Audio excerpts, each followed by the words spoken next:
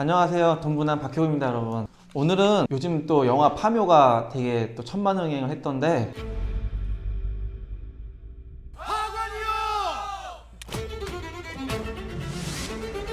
제가 또 화성의 최미식과라서 저 또한 묘를 많이 이장시키고 제가 여태까지 파묘를 한 전력이 많아서 오늘은 산번지에 대해서 개발을 할 때 산에 있는 그 묘지들을 많이 내가 해치시킨 경험담을 썰을 풀어드릴게요, 여러분. 토지 개발을 어떻게 해야 되는지 말씀을 드릴게요. 제가 10년 더 훨씬 전에 10몇 년 전에 2008, 9년도인가 화성시 양감면 대학리라는 동네가 있거든요. 부지 한 600평 정도 되는 땅에 공업사 건물을 져서 제가 매각을 한 적이 있었어요. 근데 그때 정말 계약의 특약사항의 중요성을 그때 또 한 번 제가 깨달았던 그 사건이었거든요. 매매 계약건이었고, 제가 이 도로변에 있는 600평 땅을 사면서 제가 이제 매수자가 공업사 실수요자가 대기 중이었고, 땅을 산 거는 참 2009년도네요. 참 2009년도나 10년도쯤에 산 거니까 그때는 이 땅에 묘지가 없었어요. 보다시피요. 그냥 평탄한 그냥 나무나 그런 것들 심어있는 평탄한 땅이었거든요. 평지임야 같았었는데 그런데 이게 그 당시에는 이렇게 위성이라 이런 게 없었거든요. 그때는 지본도라 그래가지고 큰 5천도나 만도 그 지본도 책을 들고서 제가 땅을 보러 다녔기 때문에, 그래서 제가 이 땅을 봤을 때는 그 땅 위에 어떤 지작물이나 그런 게 보이지 않아서 육안으로 봤을 때는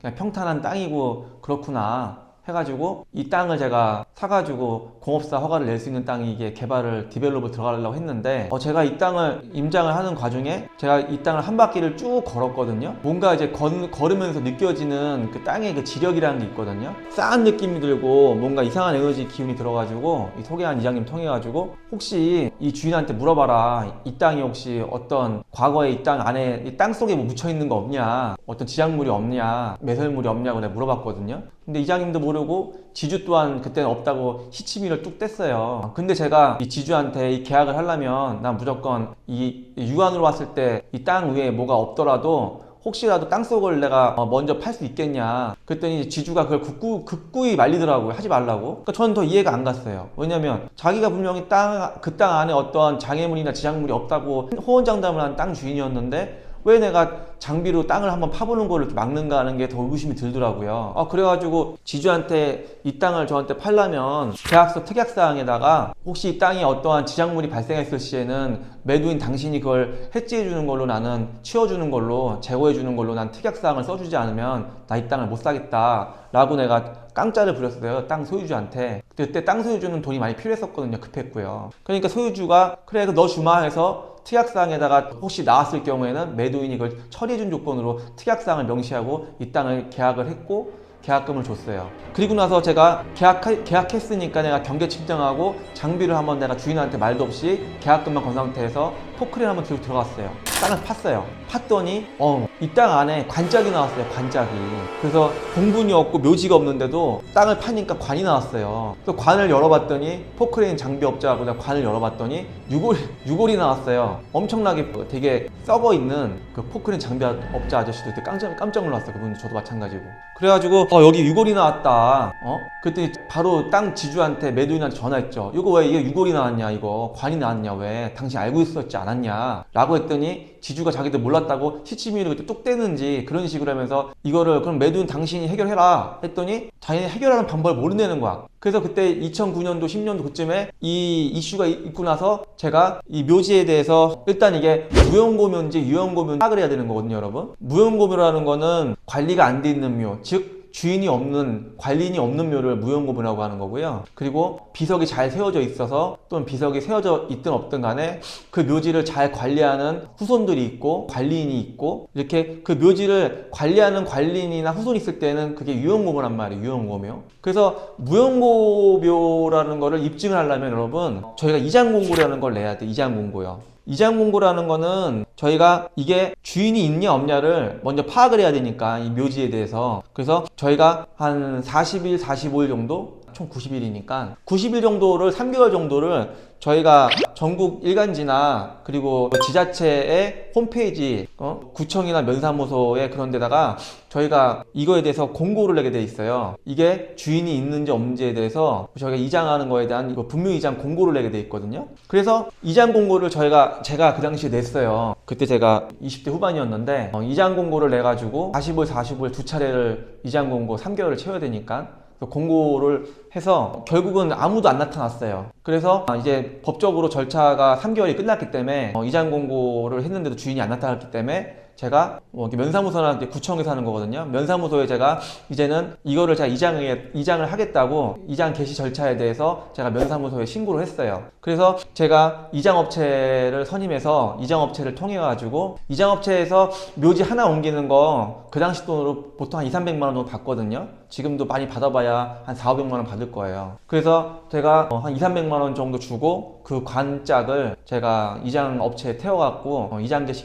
결정 받고 제가 절차에 밟아서 이장업체에서 그 관련에 있는 유고를 이장을 해갔어요. 그 당시에요. 그때 20대 후반 때 제가 겪은 일이고요. 제가 귀신같이라도 땅에 대한 그 지력이 느껴져서 해결했던 경우고, 그 땅 주인하고 제가 특약사항상 그렇게 락을 안 걸어놨으면, 특약 조항을 안 걸어놨으면 아마 주인이 나 몰라라 했을 거예요. 잔금 날짜 됐으니까 잔금 날라고 저를 닥달했겠죠, 아무래도요. 근데 저 같은 경우는 이 묘지가 해결되지 않으면은 당연히 건물을 못 지겠죠. 그래서 제가 그 당시에 특약사항을 락을 걸어놨기 때문에 지주도 잔금을 안 받고 저거 해결하고 나서 잔금 주는 걸로 공소히 쫓아온 거죠. 특약사항을 제가 걸어놨기 때문에. 그리고 지주가 해결 못한 거를 제가 해결해 준 거 아닙니까? 지금에 와서는 위성지도로 보면은 지금 현대시대에서는 이제 위성이 잘 돼 있으니까 2009년도에는 이렇게 지금 땅 안에 뭐가 없잖아요? 근데 1년 전만 돌아가도 이렇게 묘지들이 딱 보이지 않습니까? 이렇게 묘지가 이렇게. 이랬던 땅이었던 거예요. 지금에서 보면은. 지금 위성이 있으니까 이게 다 보이지 않습니까? 그 당시엔 없었거든요. 근데 지금 생각하면 그 당시 주인이 일부러 봉분을 없애버린 거야. 그 당시에 지주가 마음먹고 그렇게 사람을 속였던 거죠. 땅을 팔아먹기 위해서.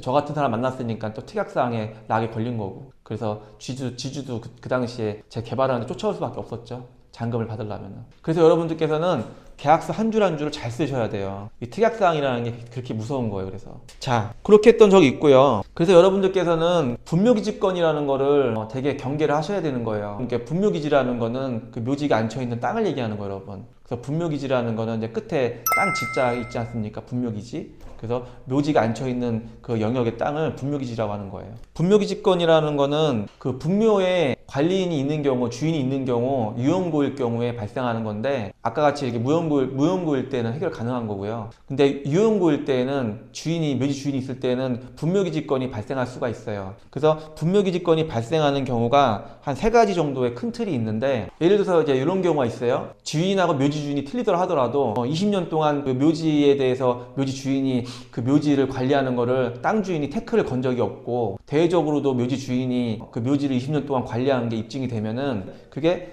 취득시효라는 게 발생이 돼가지고 묘지가 앉혀있는 그 땅, 분묘기지에 대해서 일종의 지상권이라고 봐야 되는데, 그 묘지 주인이 일종의 지상권을 취득한 거죠. 묘지를 거기서 관리할 수 있는 권리, 분묘기지권. 그래서 근데 또 그 안에 법이 또 바뀌었어요. 일단은 2001년도 1월 13일 정도에 법이 한번 개정돼 가지고 2001년 1월 13일 이후에는 그게 장사에 관한 법률 등으로 법 명칭도 약칭으로 장사법이라는데, 장사법이라는 걸로 바뀌어가지고 매장에 관한 법률이 장사법으로 2001년 1월 13일부터 개정돼서 시행이 돼서 바뀌었는데, 개정된 시행이 내용이 뭐냐면 그 날짜 1월 13일 이후로는 분묘기지권이라는 게 성립이 이제 안 되게 돼 있어요, 여러분. 그리고 지금은 그 땅 주인한테 묘지를 이렇게 존치시켜서 그 묘지를 계속 관리하시려면은 지금 이제 현행법으로는 최신 버전으로 말씀드리면은 지류를 계속 드려야 돼. 지류를요, 땅 주인한테. 분묘기지권이 이제는 성립이 되기가 쉽지 않기 때문에 지금은 그 분묘에 대해서 관리를 하시고 그 묘지에 대해서 계속 유지를 하시려면은 그 땅 주인한테, 그 토지 주인한테 땅에 대한 임류를 줘야 돼요. 땅의 지류를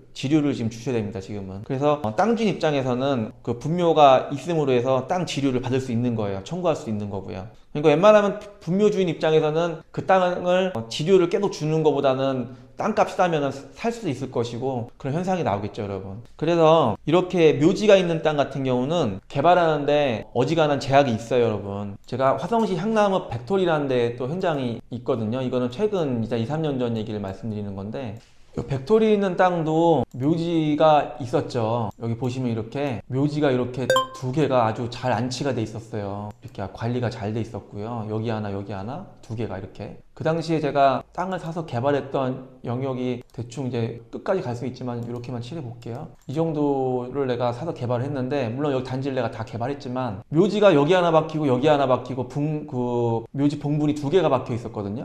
근데 제가 이거를 그냥 마음 먹고 땅을 샀어요. 해결할 수 있다고 봤기 때문에. 이건 제가 어떻게 해결했냐면은, 법이라는 게 2001년 1월 13일 이후로는 매장에 관련 법률이 장사에 관한 법률로 장사법으로 바뀌면서 개정되면서, 당신들은 이 땅에 대해서 분묘기지를 당신들이 이 감정평가에서 해마다 나한테 한 5%, 원래는 그 정도 3에서 5% 받아요. 근데 그거는 이제 재판이 들어갔을 때 얘기고, 제가 이분들한테 먼저 다짜고짜 먼저 소장을 날렸어요. 먼저 이 주인들을 먼저 파악한 다음에, 주인들은 어떻게 파악했냐면요, 이분들이 명절 되면은 차례를 지내러 올 거 아닙니까? 명절 제가 3개월 전쯤에 이 비석 앞에다가 제가 간판을 박아놨어요. 땅 주인 주인백 해가지고, 이 묘지 주인들은 이 간판을 보는 즉시 연락을 달라고 여기다가 간판을 박아놨어요, 제가요. 그래서 표지판을 보고 명절 되기 한 달 전쯤에 연락이 오더라고요. 제 예상대로. 내가 묘지 주인인데 전화 달래서 전화 줬다, 여기다 간판을 박아놨냐, 오히려 뻔뻔하게 자기 땅도 아닌데 난 시비를 걸더라고요. 처음 말투가 내 땅인데도 불구하고. 그래서 내가 거꾸로,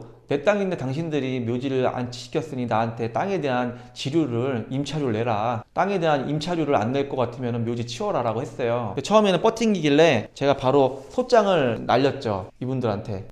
저한테 전화 온 그 관리인 주인한테. 그분한테 미리 처음부터 이름하고 물어봤거든요, 인적사항하고. 그래갖고 소장 내용은 뭐라고 써있냐면은, 당신들이 깔고 앉아있는 이 분묘기지에 대한 땅의 영역이 대충 몇 평이 되고, 그 평수에 대해서 감정평가를 했을 때 감정평가의 몇 프로 정도를 적용해서 당신들이 나한테 월 얼마 정도 임료를 나한테 지급을 해야 된다, 그 임료를 나한테 내라고 제가 했어요, 지류를. 그때 이제 이분들이 그걸 받고 소송을 붙을 것 같으니까 겁이 난 거죠, 결론은요. 왜냐면은 자기들은 이 묘지에 대해서 그렇게 막 크게 막 이렇게 연연하고 있지 않는 묘지였는데, 저랑 수원법원에서 맞닥뜨려야 되니까 법적 쟁송을 하기 싫으니까, 그래서 저한테 연락이 와서 만나자 해서 만났어요, 현장에서. 그래서 나한테 하는 말이, 내가 그럼 묘지로 옮길 테니 법적으로 붙지 말자, 묘지로 옮길 테니까 대신에 이장은 당신이 좀 해줘, 그리고 그 이장 플러스 알파로 좀 보상을 해줘, 나한테 요구하더라고요. 그래서 그 보상하고 이장비 다 합해봐야 돈 1,000만 원도 안 됐어요, 그 당시에요.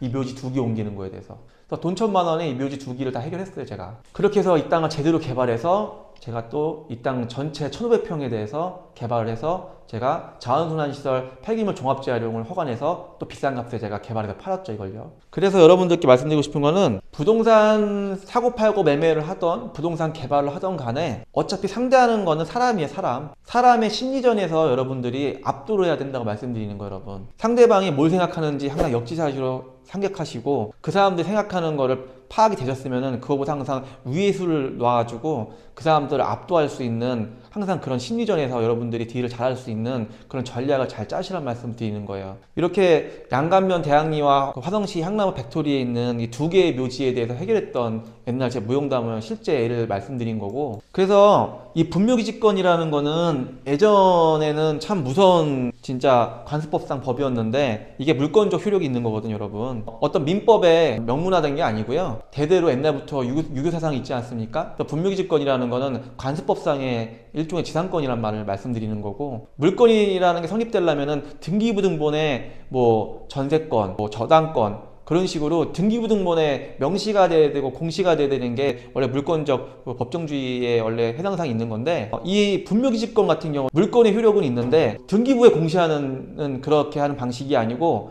공시 방식이 이건 다른 방식이에요. 그게 뭐냐면 바로 분묘입니다. 분묘, 묘지. 이렇게 봉분이 이렇게 솟아있는 거를 사람들이 가면 다 볼 거 아닙니까? 봉분이 이렇게 솟아있고 비석이 있으면은 누가 봐도 이건 묘지지 않습니까? 봉분이 솟아있는 자체가 공시 효력이 있는 거예요, 여러분. 등기부에 공시하듯이 봉분이 이렇게 보이면은 그게 사람들이 봐서 파악이 되기 때문에 그게 공시의 효과가 있는 겁니다. 보통 판례에 의해서 이건 많이 좌우가 되는 거예요. 분묘기지권이라는 거는. 분묘기지권이라는 거는 아까 말씀드린 대로 땅 주인이 옛날부터 동의해서 발생되는 분묘기지권이 있는 것이고요. 땅 주인이 내 땅에 묘지 써. 그래서 땅 주인이 동의해줘서 발생하는 분묘기지권이 있는 것이고요. 그리고 땅 주인이 또 묘지 있는 상태에서 땅을 매각을 했는데 땅을 매각할 때 묘지를 해결해주지 않고 그냥 턴키로 매각을 해서 그 매수한 사람이 그 묘지를 떠안지 않습니까? 그러면은 그 묘지 주인이 그걸 해결해 준다는 특약을 쓰지 않으면은, 특약 조항을 쓰지 않으면은 그 매수인은 낭패가 되는 거거든요. 그건 분묘기지권이 생성되는 겁니다, 여러분. 그때는 매수인이 피해가 가는 거죠.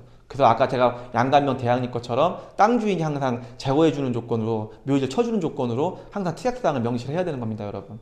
그래야지 분묘기지권에 안 당하시는 거예요, 매수인이. 그리고 지금 말씀드리는 세 번째처럼 평형 공연하게 20년 이상 그 묘지를 관리했으면은 대외적인 효력이 발생해서 그것도 이제 분묘기지권이 발생하는 경우고요. 이런 식으로 세 가지의 분묘기지권 사례가 있는 거예요, 우리나라의 큰 틀에서. 하여튼 제가 풀어서 정확히 말씀을 드린 거예요, 이 세 가지 유형에 대해서. 그래서 오늘은 여러분들께 제가 돈부남 박효근이 화성평택에서 어렸을 때부터 땅을 개발하면서 묘지들이 박혀있는 거, 때로는 가족묘를 해결한 적도 있고, 때로는 종중묘, 여러 개 묘지가 박혀있는 종중묘지를 해결한 적도 있고, 심지어 유골이 없는, 시체가 없는 가묘인 것도 제가 파악해서 해결한 적도 있고, 제가 아마 20년 동안 부동산 사업하고 개발하면서 산에 있는, 임야에 있는 묘지를 다 파헤쳐서 개발한 게 한 30건, 40건 될 것 같아요. 개인 묘지라든가 가족 묘지, 종중 묘지를 제가 각 케이스마다 그 분묘기지권을 해지하면서 제가 또 그 묘지 주인들과 딜을 보면서 심리전에서 이기면서 전략적으로 해결했던 방법들을 좀 약간의 빙상의 일각을 제 경험담을 말씀드린 거고, 물론 이제 유용고는 유용고대로, 무용고는 무용고대로 이렇게 해결하는 방법이 다 있지만, 아까 말씀드린 대로 그 묘지들을 해결했던 케이스를 오늘 제가 한 2가지만 말씀드린 거예요, 경험담을 제가. 일단 분묘기지권이라는 거는 여러분들께서 정말 땅을 살 때부터 정확하게 파악하셔서 저 묘지를 어떻게 해결해야 되는지 그 엑시트를 항상 처음부터 파악한 다음에 땅을 사셔야 되는 것이고, 만에 하나 그 분묘기지권이 제대로 성립돼서 제대로 얻어맞는 순간에는 그 땅의 가치는 정말 하락하는 것이고, 잘못하면 내가 개발하고 싶은 목표도 못 이룰 수 있는 것이고, 그 묘지 때문에. 특히 묘지가 내가 개발하려고 하는 땅 한가운데 있을 때에는 정말 그게 분묘기지권이 완벽히 성립할 때에는 그 한가운데에 있는 묘지 때문에 정말 그 땅 전체가 영향이 가는 거거든요. 물론 땅이 면적이 크면 상관없지만은 예를 들어서 한 300평짜리 땅에 묘지 2기가 한가운데에 넓게 100평을 박혀 있다. 그러면은 당연히 300평짜리 전체가 흔들리는 거 아닙니까? 그래서 분묘기지권이는 그렇게 좀 성립될 때는 무서운 거란 말이에요. 그래서 여러분들께서는 분묘기지권에 대한 유형을 많이 공부하시고 파악하시고 항상 그거를 해결할 수 있는 방법을 염두에 두시고 여러분들이 묘지 있는 땅을 상대하시기 바랍니다, 여러분. 그래서 오늘은 여기까지 말씀드리고, 제가 또 다른 땅 개발했던 것도 또 차후에 말씀드릴 테니까, 오늘은 내가 영화 파묘를 보면서 저 정도면 나도 화성의 최민식인데 하면서 여러분한테 말씀드린 거니까, 제가 갖가지 땅을 개발하면서 묘지 해결했던 방법 오늘 한 2가지만 일단 보여드린 겁니다, 여러분. 실제를. 오늘 여기까지 하겠습니다. 박효근 돈부남이었습니다, 여러분. 구독, 좋아요 부탁드릴게요.